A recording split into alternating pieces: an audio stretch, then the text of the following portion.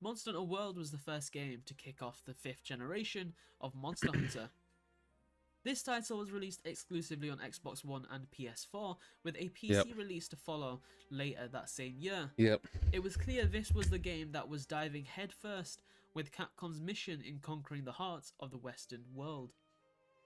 With and they did very well in Western regions, they followed on to making its expansion title, Monster Hunter World Iceborne, which once again was met with much praise and positive feedback overall.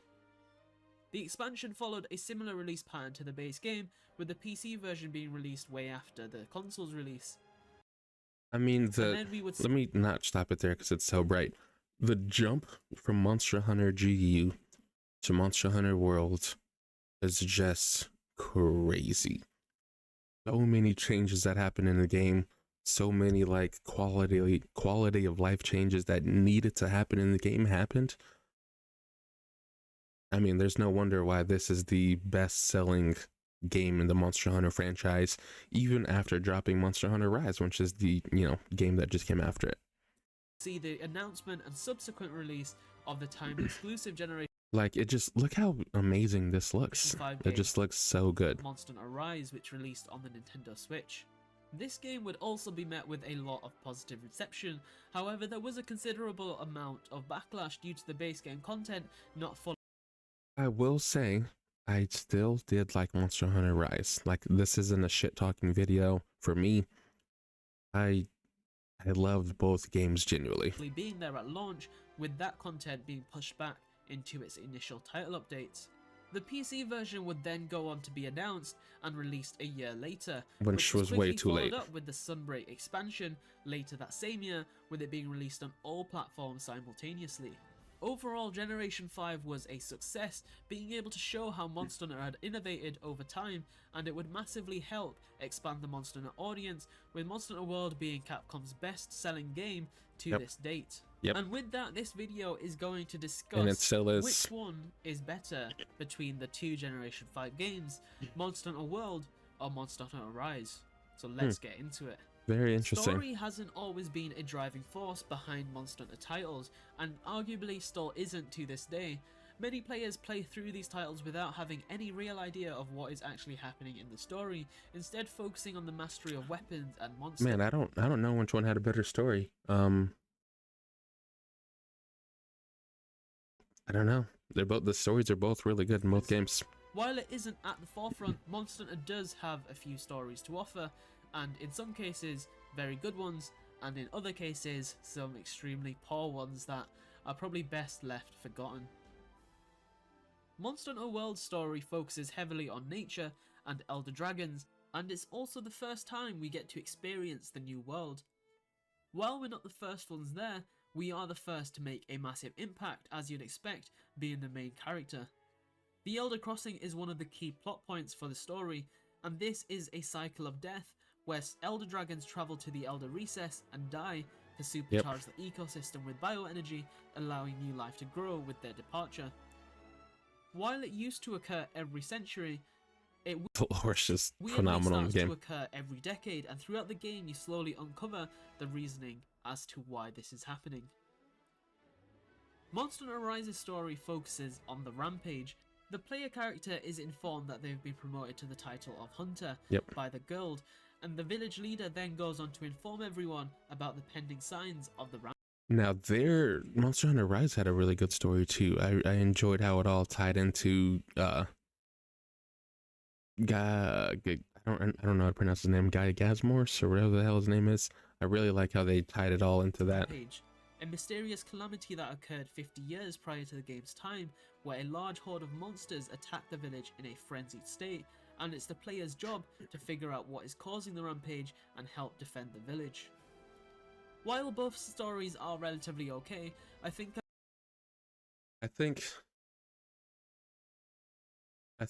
like deeper lore wise, I think the one goes to Monster Hunter World here. Monster Hunter Rise still had a phenomenal story. I'm not gonna lie about that. I still think the story was great, but I think Monster Hunter World is gonna get a point here, just because I don't know, more things happened. I give the point to Monster Hunter World in this case, as I think the new world gives the story a strong edge, as a lot of it is a mystery, given it's the first game we experience hunting. Obviously, this whole video is probably just going to go into Monster Hunter World. Probably not every point, right? But I think Monster Hunter World is going to win in the end of all this. No pun intended. I also enjoy the focus on Elder Dragons and their life cycle, which I personally find extremely intriguing. It's fun. And hope to see a lot more of in the future of Monster Hunter games and expansions. Ryzen's story isn't necessarily bad, but I think the focus being on the defense of the village is something we've seen before, and not as interesting as learning about the series staple and that's really true that are the Elder Dragons. Monster Hunter World's base game village is called Astera. This village is built primarily out of wood, and some has been taken from the very ships. Ooh, are they talking about villages? What's a better village? It rests below a... If they're talking about a better village, this is easily again going to Monster Hunter World. The village is just so nice, it's so immersed, it's so beautiful. There's so many things that you can do in there. You have the hub with 16 people, if you wanted to have 16 people. Versus Monster Hunter Rise only had 4 people. It was still like beautiful. You can still go like to high places and whatnot, but it wasn't like, I don't know, it didn't feel good. Waterfall that is between the Ancient Forest and Wildspire Waste, 2 maps that can be accessed when out on quests. Like here, there is so much going on anywhere you went in the hub. Like, I mean, like they just showed, you know, you got these little guys diving off this thing. You have whenever they cook, they do all this stuff. There's people down here. There's people in like the blacksmith. And there's people hanging out in the canteen. I don't know. There's just so much going on. Seeing in the Monster Hunter series, built to support hunters and researchers as they explore the new world and its ecology. Monster Hunter Rise's main area is called Kamura Village. This is the main hub of the Rise's base game, and unlike all the other Monster Hunter games in the series, I will say, they just showed like the little palicos there. They did have a lot of like really cool things with the palicos in the hub here in Monster Hunter Rise, like them getting in the boats and stuff like that. Them being on, it allows like them playing music inside of the area where you go and do your quests and whatever. Like they're playing like the drums and all that stuff, so it is kind of cool. Participate in multiplayer while still in the village. The village has been wiped that looks out like and me. rebuilt multiple times prior to the present day in the game's story due to the rampage. So the villagers of the village are training day in and day out to prevent this outcome from ever happening again. Due to this, a sturdy stronghold was built in order to better prepare for the next invasion, which proves extremely useful in the game's story. For this section, I'm going to put this as a draw, as I think Astera does an excellent job in capturing how messy and all over the place the base's setup has been, given they've moved to a completely new region. Yeah, like I just said, you know, they have so much going on. There's so much going on. The way they possibly can to aid their mission. The location also makes a lot of sense, and aesthetically I think it looks really good. However, I think that's a bit of an unfair point to give, as that does kind of fall under the graphics category, as I think graphics go a long way in putting across the intention of That's a design. very true. But of course, we will go into graphics next. The main drawback of Astera being the actual practical distance between vendors. Many players do tend to get annoyed with how far they are having to travel between the significant vendors of each Monster Hunter game, which I didn't mind that because whenever you went to the vendors, they had their own like specific, dedicated, like really cool area. You know, like here you go to the blacksmith. They're chilling in this place where there's this big ass thing behind them where they make the weapons and whatnot. You run over to the canteen. You have Muscular Chef behind, chilling in the back with his arms crossed, cooking food. You know, you go to the ecologists, and they have like the monster that you literally just trapped there. You know what I mean? So I think the Monster Hunter World, like that was really great. Is understandable given how compact the older villages were in comparison, and that includes the newer Rise village. This product helped me make 7 figures this year. In fact, I only paid $2. Kamura Village, however, is also very fitting of the game's theme, and overall is very compact, as I just mentioned, for very intuitive navigation between vendors, but in general, for the theme that the village is going for, I do prefer Astera. That's why even though Rise has less drawbacks, Astera does tie it out in this category. Monster Hunter World and Monster Hunter Rise stand as the only two games currently in the mainline series with maps that are seamless opposed to the classic segmented style of map design. Yep. Monster Hunter World offered 5 main locations at launch, and these maps were the Ooh, we're talking locations. This is actually tough. Man, I don't know. Because Monster Hunter World has some really badass locations. And Monster Hunter Rise also has some really badass locations, like the lava caverns in Monster Hunter Rise. Sick, okay? Badass place. The desert in both games. I don't know, man.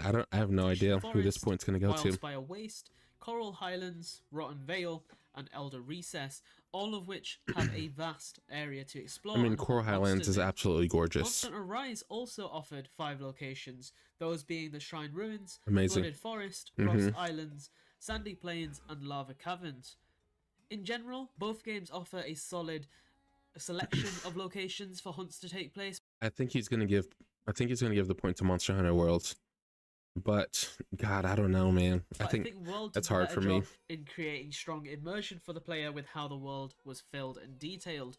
But this falls onto the debate of it being an unfair comparison due to, of course, the primary consoles that the games were developed for. Yep, the demand of what a PS5 can do versus Switch is, you know, or a PS4 versus a Switch, like it's not even close. Monster Hunter Rise did do an excellent job with the hardware it was built for, with a solid area of land to explore and overall solid attempt at giving the locations life and detail.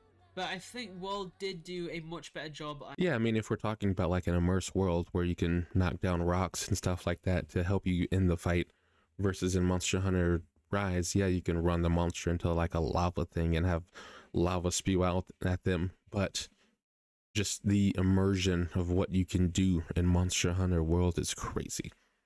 Okay, you can knock down rocks, you can throw them to different, you can ram them into things that breaks holes and stuff. You have little glaciers you can knock down to hit them. You have I think it's in the flood, or it's in the forest, where if you're fighting like a Rathalos on top, because that's normally where a Rathalos is, or a Rathian, both of them actually, there's like a nest up there. You can break the wall and have a whole like waterfall come down and hit them. Involving the story and being more blatant with the story behind. I mean, you can't compete with like what a system can do. You know, that's what this one comes down to. And a PS4 is going to outperform a PS or a Switch any day of the week. The locations that the hunter travels to. So the point here is going to go to Monster Hunter World. The combat component of this matchup is relatively straightforward. They do have very similar combat mechanics and combos as you'd expect, with Rise coming out. Fighting? I say Rise, man. Personally, I think Monster Hunter Rise has way better fighting than Monster Hunter World. It's just more fun because you're faster. And you have the wire bug. I personally think it's a lot more fun in Rise. Of course, it came out a decent amount of time afterwards, so it did. But I will say in World, the fight feels more real. It did take a lot of the new combos from World and then expand upon them in its own game. Of course, Rise has some additional moves for every weapon type, and also the wire bug related actions are also added on to those movesets. The wire bug's so cool. Every single weapon, once again. There are some things that I do think World still did better though, like the Charge Blade, for example. I think overall it plays much better in Monster Hunter World, but for the most part I'd say Rise has the more engaging combat with the additional mechanics available for very easily. Like, it's not even close. You could argue that the combat of Rise and the new mechanics introduced have taken away from the difficulty in Monster Hunter, so you could see the upgrade in movesets as a negative, but I think with the right monster tuning in any situation where this is the case, it can be made more punishing once again. So with that potential issue having such an easy remedy, the point here goes naturally to Monster Hunter Rise. as of course it's Very, pretty much very easily better expansion of the combat system from World in most areas. The most underrated side hustle is something most people aren't doing and don't even know makes a... Right, so next we have the graphics. I think this category is relatively self-explanatory and a tiny bit unfair. Yeah. While the graphics of Monster Hunter Rise are... I mean, even if you consider the PC version of Monster Hunter World versus the PS4 version of Monster Hunter, or sorry, if you put the PC version of Monster Hunter Rise and then the PS4 version of Monster Hunter World still wins. Are very impressive for the it's not even close platform the game was developed for. And that's, yeah, I mean, I was just about to say that, right? Because Monster Hunter World was for the Xbox and PS4, which have much more hardware than what a Switch can do. And Monster Hunter Rise came out initially on the Switch. So whenever they made the PC version, it still had to be the stuff from the Switch. Monster Hunter World, I think, went above and beyond in recreating the Monster Hunter series in a more realistic way. And the graphics were definitely one of the driving forces. Yeah, it's not even close. Capcom used in order to bring in that Western audience to the franchise, and I think it definitely did its job. So without going too much into this, point here goes to Monster Hunter World. It's not even close. It's not even fair. Like in terms he of mentioned, art style, Monster Hunter World was quite restricted in art style. Definitely Monster Hunter Rise. The art style was so badass. I really like the icons of the monsters. I love how they did that in Monster Hunter Rise. I think this one's easily Monster Hunter Rise. With various armor and weapons in the game due to the realistic graphics the game was striving to achieve. Anything too over the top would be more riskier in terms of looking out of place, and I think many players are we talking about armor, or are we talking about just like art? The crazy designs we had prior to this game in the franchise. You could argue that this game did well in terms of its art style, given the theme it was going for, but I will be judging this on what I prefer, regardless of its intention. Monster Hunter Rise, on the other hand, had a more classic art style, with it being closer to the original games, except in HD. They definitely went for a more authentic Japanese style across the board as well, and I think it really captured that portable third feeling that many of us missed due to the game never coming over to the West in any official form. I think Rise definitely did an amazing job with its art style, so point here goes to Monster Hunter Rise. Yep. The base game's monsters comparison is a little bit weird here, as Rise did have a bit of issues around its launch that resulted in its base game. I think it's going to be Monster Hunter World here. Updates later. For the sake of this comparison, I will compare monsters from Monster Hunter World's base game at launch and Monster Hunter Rise's state after All Mother Nawar was released, as I believe that was the intended base game launch. Okay. Monster Hunter World had a total of 31 monsters. Alright, let's look at these here, okay? These are some phenomenal monsters. Nerg, I mean, come on, man. Nerg. Including new and old, while Rise, on the other hand, had 40 monsters, but that's including the... Okay, Chameleos. Man, I don't know. This is tough, actually. Now I'm looking at them back to back.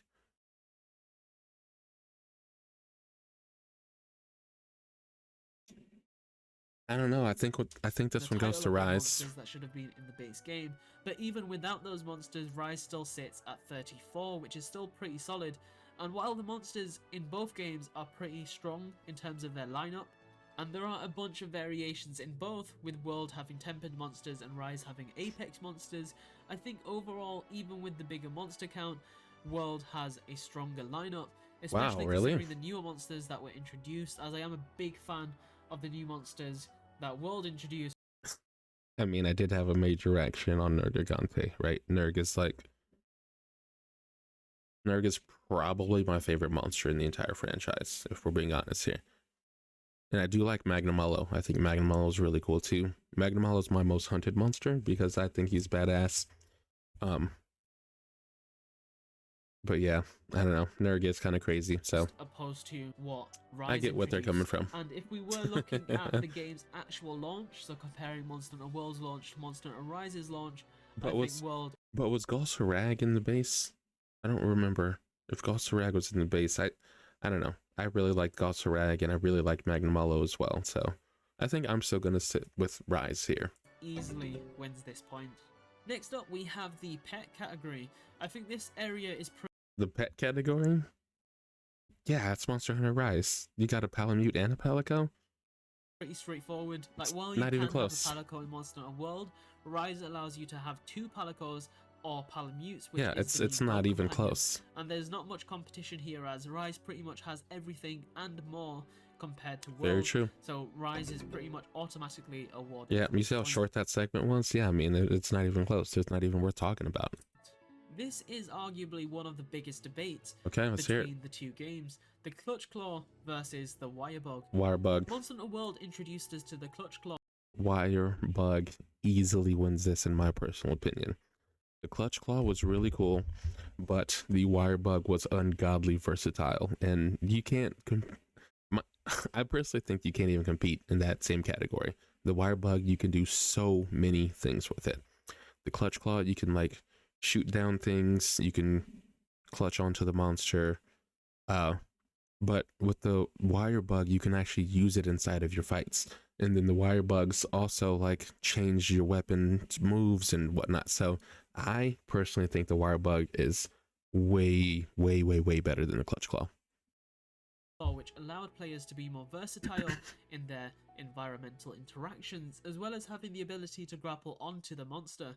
While it was well received for the most part, Iceborne is where it started to get some backlash, where it made it mandatory in slaying monsters quickly, as it would be required to weaken a monster's body part for additional critical damage to be dealt. Monster Hunter Rise took a similar path in introducing us to a grapple-like mechanic, except this came in the form of a much more free Wirebug. Amazing. This pretty much lets the hunter become Spider-Man temporarily by zipping to wherever they aim. However, this would have a cooldown with the player only having access to 2 or 3 Wirebugs at one given time. This opened up a massive bag of maneuverability. It literally changed the fighting style of how you played, you know what I mean? It's like not even close. The respective Silkbind attacks that utilize the Wirebug in a variety of ways. The main drawback to this was the Wirebug variation of Wyvern riding, which completely replaced the mechanic. Many players felt forced to carry this out if they dealt enough damage using a switch skill, and this would later be remedied in the Sunbreak expansion, which definitely was a nice fix.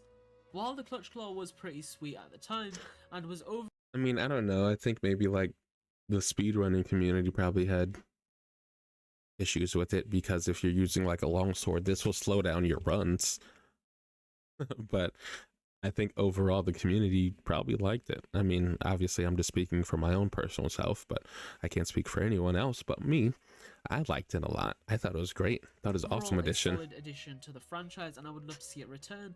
I think the point here will go to the Wirebug, as it was much more of a game changer and allowed a level of versatility we wish we had. Yeah, I mean, it's a controversy, but it's not even close. So point here, as I said, goes to Monster Hunter Rise. This is going to be an extremely controversial one. All right, let's hear it. Everyone has their preferences when it comes to farming, and they are going to differ greatly.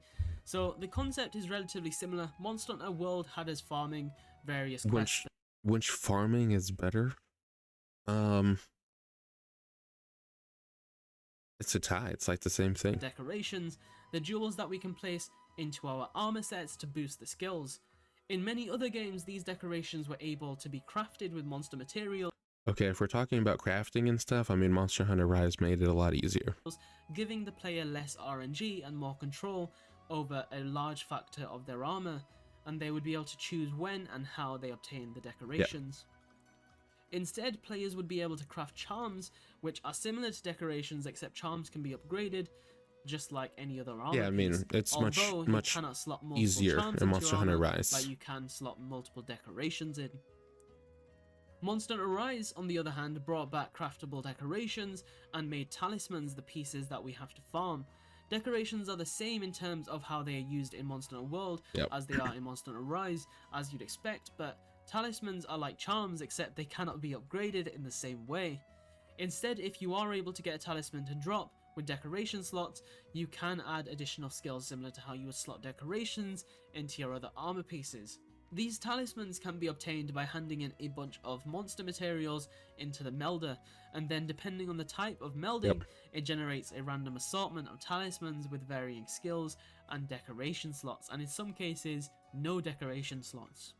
For the farming section, I will be giving the point to Monster Hunter Rise, simply due to the fact that it was easier. Talismans, you only require one to round out an armor set, or it's very simple. Build, whereas with decorations, you might need 15 or like 5 attack jewels or something. And the deco grind was crazy. It's much more difficult in terms of RNG. Yeah, exactly. And not only did you have to rely on RNG on both cases, but in Monster Hunter Rise, you could like pick what you wanted, so it was easier. It's much easier, much quicker. To get the same thing 5 times opposed to getting it once. So simply just due to that, even though I enjoy decoration farming in World and I got bored of talisman farming relatively quickly in Rise, the system in general is much better in Monster Hunter Rise. I can agree. For the sake of your sanity, absolutely, and just overall RNG. So as I said, point goes to Monster Hunter Rise. The end game is an important aspect of Monster Hunter. This is in game. I mean, I think this is also quite easy. I think this is going to go to Monster Hunter World. The end game is much better. I mean, you had the guided lands versus Rise. You had rampages, and then you had just event quests that would come up. Yeah, I think Monster Hunter World wins this. Most players will remember as what made the game good or bad. Monster Hunter World had the player utilize investigations in the end game in order to find stronger and stronger monsters. There were multiple tiers as they progressed, with a specific range of monsters within each tier. The powered up monsters were named Tempered. These tempered monsters would be much more aggressive and tempered monsters are like much cooler than Apex monsters. Like, it's not even close. Normal counterparts, and these quests would reward the player with various decorations, generally along with the materials that allowed for weapon augmentation. Way more fun. Monster Hunter Rise, on the other hand, had rampages and the apex monsters you face at the end. Rampages were like literally the worst thing in the world. That's just, again, this is my personal opinion. I think rampages they were just, I don't know, they like took too long. It's boring. I don't know. Obviously, they gave up on it after base Rise, right? They gave up on it because they understood that it was shit, so they stopped doing it. But the end game in Monster Hunter World is way better. Where the focus, with decoration farming being replaced with talismans, as we discussed in the previous section. This category was hard to give one side a definitive point, as I think both games didn't do amazingly. I think it's easily Monster Hunter World. An end game that was varied and fun.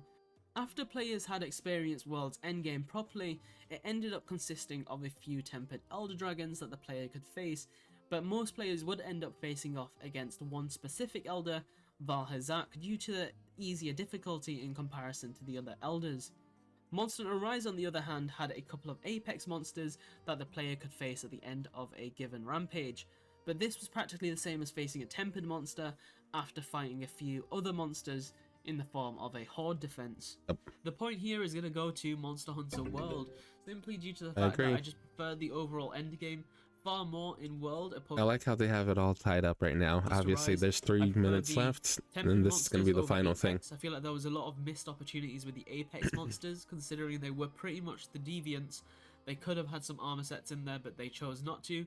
Instead, they just had the ramp up system with the rampage tickets, and I preferred the augment. I wonder what like the last thing's going to be. I wonder if it's going to be who had the best expansion. If it's best expansion, it's Iceborne. Augmentation system over that ramp up system. Just in general, I found it far more engaging in World opposed to what they did in Rise. So as I said, point goes to Monster Hunter World. Yep. So the original plan was to compare the expansions as well, but since Rise's life cycle is still underway with the Sunbreak title updates, I think this is worthy of a video in itself for a later date, like when the next Monster Hunter game releases and we know that Rise is finally done with its content drops. I'll break it all down, right? Monster Hunter Iceborne had the better expansion. I mean, there's nothing really to compare, honestly. You have like Safi Jiva, you have all the other cool events that you have, like your collab events.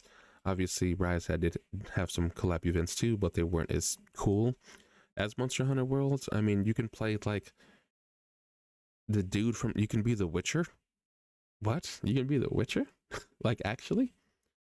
Which is crazy. Okay. You have the Final Fantasy 14 update, or was it 14? I don't know what game, which Final Fantasy it was at the time, where you're fighting Behemoth. You have Safi'jiiva, you have Ultreon, you have Vitalis at the end. All its additions Iceborne easily takes that. Isn't fully done. 7 all points. its content drops post-launch. So with that said, let's leave this category as it is and jump onto the verdict. So we have finally reached the verdict of this video. The games are currently equal in terms of points that I've awarded so far. I think both games did really well as base games, although I think World definitely did better for its launch, given the amount of content that had to be added in the first 2 title updates for Monster Hunter Rise in order to finish off the game for its intended base game release. This game, you're not ready. If I involved the expansions, I would have given the overall win to Monster Hunter World. But of course, just as I started writing that, it's clearly unfair to compare that aspect of the 2 games, as Rise hasn't fully finished its life cycle. Yeah, I mean, I've definitely had a lot more enjoyment in playing Monster Hunter World. Iceborne easily wins that. One of the main driving forces, as it was a breath of fresh air to see Monster Hunter in a way that was less cartoony in a sense. That's probably not the best way to describe it. Like, you know, all the cool event quests that Rise had, the hazardous or hazard monsters, they were cool, but Monster Hunter Iceborne, it's just not even close, man. You would understand what I mean if you have played the other games, or at least seen the other games, and then seen how World looks. There is a very big contrast between the art styles and the graphics intentions between the 2 titles, and of course, Monster Hunter World was designed for the more powerful consoles and of course the PC, whereas Rise was released on the Switch, and the previous games were also, many of them were released on the portable consoles. Yep. So it does make sense as to why the graphics were such a big jump to Monster Hunter World. But the graphics from World definitely did captivate me in a way that not many other games have done in recent years. So while it is a very close tie, Monster Hunter World does slightly edge out Rise, exclusively based on how it graphically captured and immersed me in a way that not many other games have done in recent years. As I said previously in the video, I will be doing an expansion comparison when the next Monster Hunter game releases. We'll have to watch that at some point. Fully done with its title drops. But of course, guys, this is just my take on the debate as to which game. I mean, I guess personally I don't really need to, because Iceborne's way better than Sunbreak. You guys prefer and where you would award points for the aspects discussed in this video, and I look forward to reading all of your comments. As always, a like would be extremely appreciated if you could just drop one on this video. It does help out the channel a ton, and as I said, I am extremely grateful for when you guys do hit that like button and comment and subscribe and just overall engage with the video. Subscribe for a lot more Monster Hunter content. Of course, there is a lot more on the way. And don't forget to join our Discord. Link is at the top of the description. Thank you all so much for watching, and I will see you all in the next one. Peace. Good video, man. Really good video. Let's see what people are saying. They say they prefer World. One thing I noticed, how many media sound effects made weapons. Charge Blade, okay. World was your first Monster Hunter game. You fell in love immediately. Ryzen doesn't feel as rewarding to play as it feels like a lot of charm. Yep. I mean, I personally think with the way that it was broken down there, I didn't want to choose because I do like both games. But I guess overall, I do believe Monster Hunter World might be the better game.